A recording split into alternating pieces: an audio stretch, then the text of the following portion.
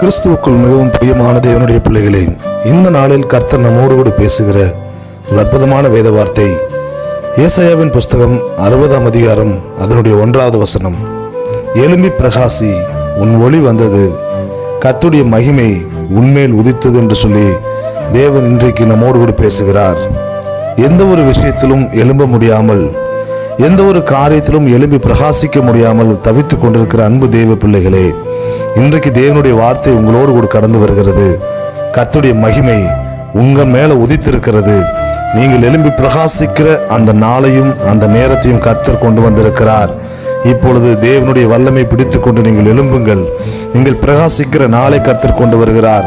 நீங்க இருக்கிற இடத்துல, நீங்க செய்கிற வேலையில, நீங்க செய்கிற ஊழியத்துல, நீங்க படுகிற எல்லா விதமான பிரயாசங்களிலும் கர்த்தர் ஒரு பிரகாசத்தை, ஒரு எழுச்சியை இந்த நாளிலே கொண்டு வரப்போகிறார். விசுவாசத்தோடு போராடுங்கள். நீங்கள் நிச்சயமாய் ஜெயிப்பீர்கள், தேசத்தை சுதந்திரிப்பீர்கள். ஆமென்.